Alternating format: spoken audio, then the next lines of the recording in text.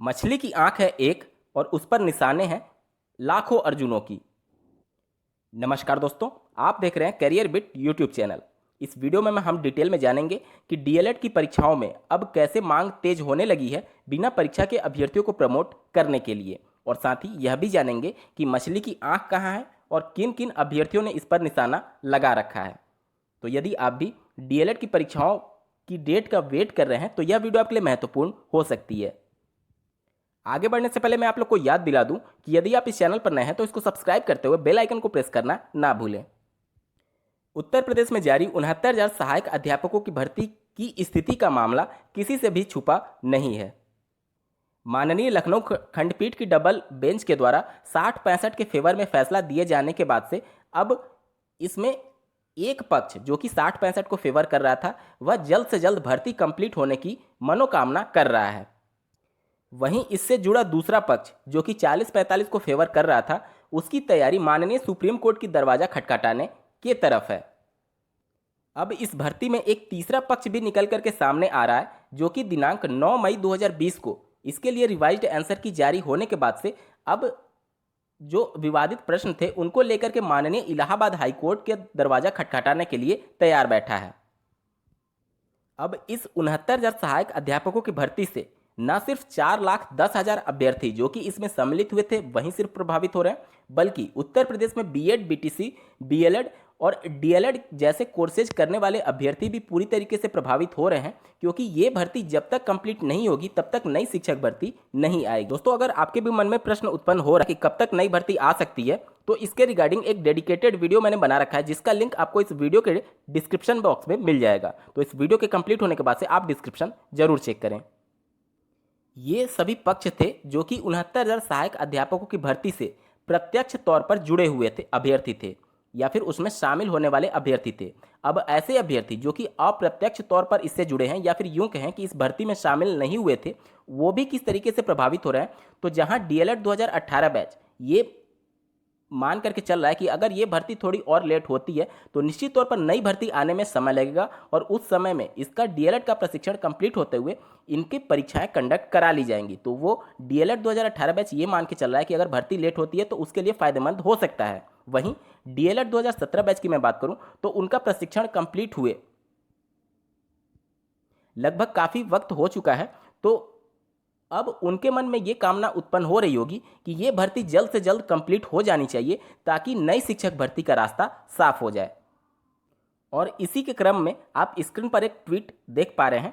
Lockdown एवं इस महामारी की समाप्ति होने के बाद जो प्राथमिक विद्यालयों में शिक्षकों के रिक्त पद शेष हैं उन पर जल्द से जल्द आवेदन लेकर प्रदेश के लगभग 9 लाख डीएलएड बीटीसी प्रशिक्षुओं को मौका दिया जाए।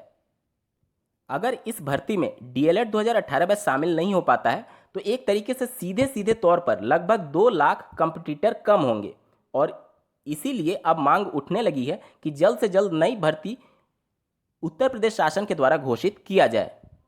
वहीं डीएलएड 2018 बैच भी ट्विटर पर एक्टिव हो चुका है और उनके द्वारा भी शासन स्तर पर ये अनुरोध किया जा रहा है कि डीएलएड 2018 बैच का तृतीय सेमेस्टर दिनांक 5 जनवरी 2020 को कंप्लीट हो चुका है और फोर्थ सेमेस्टर 5 जुलाई को पूरा हो रहा है, लेकिन अभी तक तीसरे सेम की परीक्षा भी नहीं हुई है। अगर शिक्षक भर्ती आ जाती है तो पूरा बैच वंचित रह जाएगा, अतः थर्ड सेमेस्टर को प्रमोट करके सीधे फोर्थ सेमेस्टर की परीक्षा कंडक्ट कराई जाए। अब दोस्तों, आप पूरे मामले को समझ गए होंगे कि मछली की आंख कहाँ है और किन अर्जुनों की इस पे निशाने लगे हैं।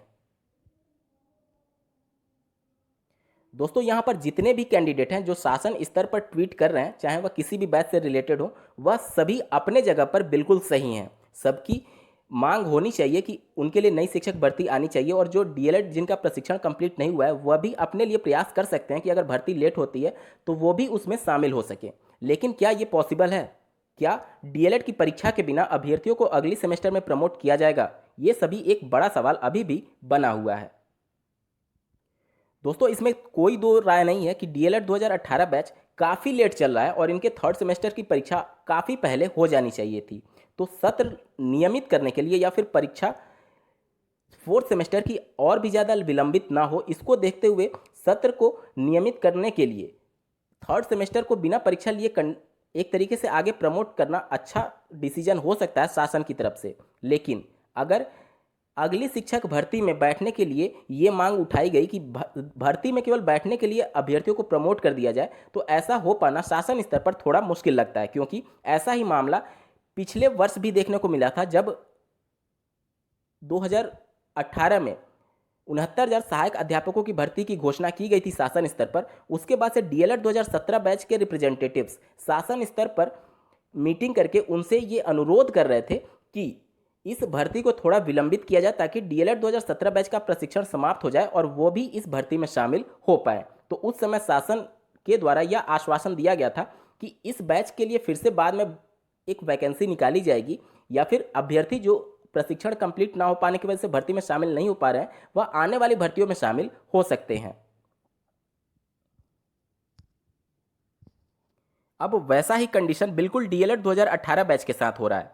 दोस्तों, शासन स्तर पर केवल भर्ती में शामिल होने के लिए प्रमोट करने पर विचार करना थोड़ा मुश्किल है, लेकिन सत्र को नियमित करने के लिए प्रमोट किया जा सकता है। आप लोग को क्या विचार हैं प्रमोट को लेकर के, कमेंट्स के माध्यम से जरूर बताइएगा।